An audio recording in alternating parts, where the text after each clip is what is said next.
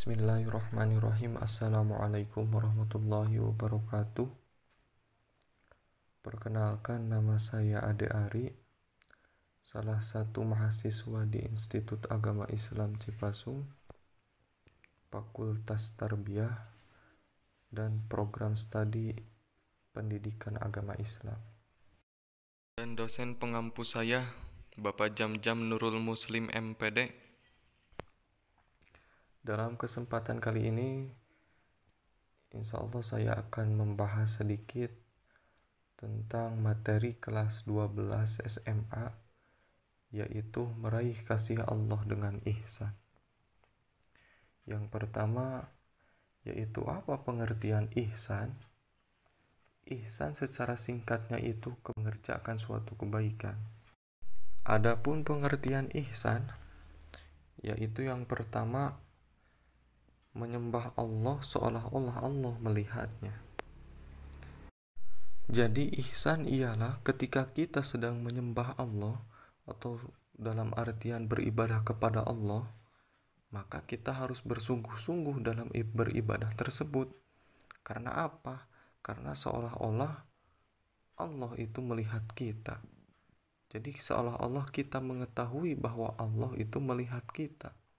Melihat dalam kita sedang melaksanakan beribadah. Nah, makanya di sini kita dituntut bahwa beribadah itu harus benar tata caranya, harus benar dalam pelaksanaannya, dan macam-macamnya. Jadi harus bersungguh-sungguh. Jangan sampai kita beribadah tapi tidak bersungguh-sungguh. Jadi antara raga kita dan hati kita harus fokus beribadah kepada Allah dengan tujuan menggapai ridho Allah Subhanahu wa taala. Dan yang kedua yaitu ihsan adalah membayangkan bahwa Allah melihat perbuatannya.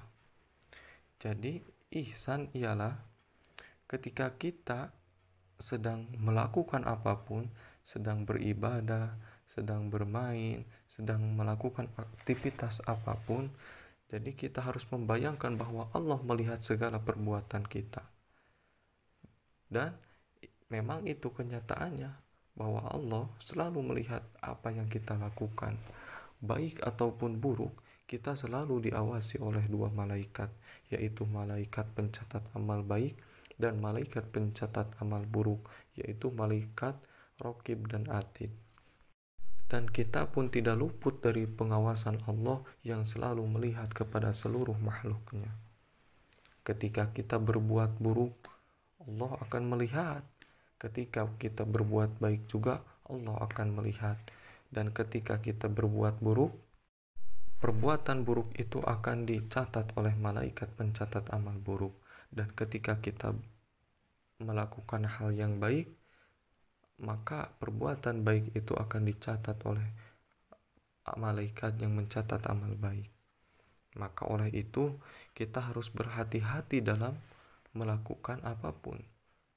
Jadi kita harus mempertimbangkan sesuatu hal atau sesuatu yang akan kita lakukan, apakah ini termasuk perbuatan baik atau ini adalah perbuatan buruk. Jadi kita harus bisa mempertimbangkannya. Ketika kita melangkah atau melakukan sesuatu yang buruk, yang kurang baik, maka kita harus bisa mencegahnya. Jangan sampai kita terjerumus oleh godaan setan, terjerumus pada jalan yang salah. Nah, ini manfaat ihsan. Dan ketika kita sedang melakukan perbuatan yang baik, maka kita harus melakukannya dengan bersungguh-sungguh, dengan fokus terhadap perbuatan baik itu. Contoh misalnya dalam sholat kita harus fokus melaksanakannya. Jangan sampai ketika kita sedang sholat pun, ketika kita sedang menyembah Allah, beribadah kepada Allah, kita selalu saja berkepikiran atau selalu saja kepikiran urusan dunia. Dan nyatanya tidak sedikit orang yang seperti itu. Maka oleh dari itu bisa ditarik kesimpulan atau bisa ditarik kesimpulannya bahwa ihsan beribadah yaitu ihsan beribadah dengan ikhlas. Dalam artian ikhlas tanpa ingin dipuji orang lain, tanpa ingin kelihatan baik di mata orang lain, tanpa mengharapkan imbalan apapun dari siapapun. Tetapi kita beribadah, kita menyembah Allah semata-mata hanya untuk menggapai ridho Allah Subhanahu wa Ta'ala. Mudah-mudahan kita semuanya bisa terjauh dari hal-hal tersebut, bisa terjauh dari hal-hal yang kurang baik, yang tidak baik di mata Allah. Mungkin hanya itu saja yang bisa saya sampaikan. Mohon maaf atas segala kekurangan dan kesalahannya. Apabila ada jarum di peci, jangan laporkan Pak Polisi.